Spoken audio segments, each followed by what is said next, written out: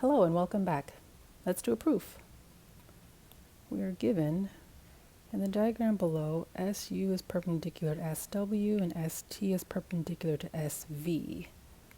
Proves that the measure of angle 1 is equal to the measure of angle 3. Okay. Well, first let's mark up our diagram to reflect what we were given. SU perpendicular to SW here and here. That means a right angle is formed. ST perpendicular to SV means a right angle is formed here. And we need to prove that these measures are equal. Okay. Well, we can start our proof with writing what we were given. SU perpendicular to SW and ST is perpendicular to SV given. Okay. So notice the relationship that we have here. We have, since this is a right angle, then the sum of those measures is 90. And since this is a right angle, the sum of those measures is 90. And we see that there is an angle in common. So if we're thinking, we can write measure of angle 3 plus the measure of angle 2 is equal to 90 degrees. And that the measure of angle 2 plus the measure of angle 1 is equal to 90 degrees. Since I have the measure of angle 2 in each of those, we could rewrite both equations, solve for the measure of angle 2 in terms of the other angle. That would look like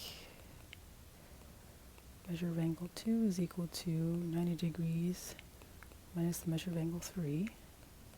This one would look like measure of angle 2 is equal to 90 degrees minus the measure of angle 1. Well, if we know that this is equal to something, and this is equal to that same something, then it must be the case that these are equal to each other. That's what transitivity tells us. Okay, let's go back and add more to our proof here. Well, how did we know that this sum was 90? The angle addition postulate.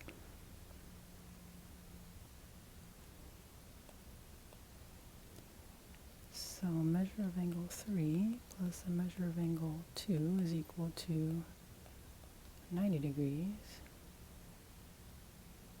by the angle addition postulate, which is like a whole is equal to the sum of its parts, but for angles. Angle addition postulate. Note that we also could have said that complementary angles sum to 90 degrees. Okay, and then how did we get this? That was by the same reasoning. Measure of angle 2 plus the measure of angle 1 is equal to 90 degrees. Okay, and then we rewrote these, right? We just used the subtraction property of equality. So for the first equation, minus the measure of angle 3, it's like we did minus the measure of angle 3 on both sides. And then for the second one, it's like we did minus the measure of angle 1 on both sides.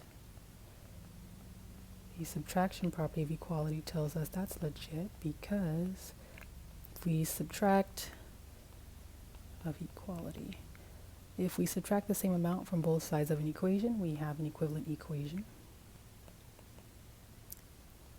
Then these are equivalent by transitivity.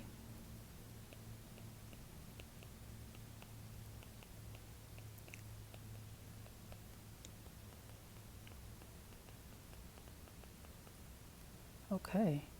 Well, notice we are definitely making progress because we need to show 1 and 3 are equal. We're close.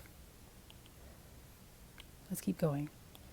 If we did minus 90 degrees on both sides using the subtraction property of equality, we'd get this.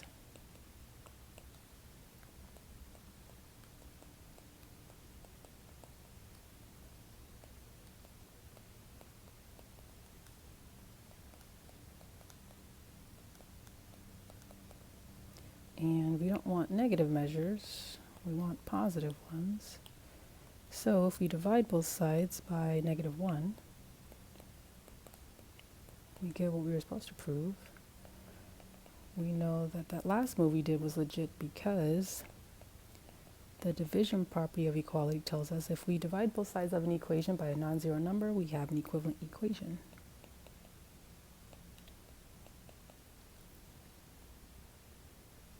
And we're done.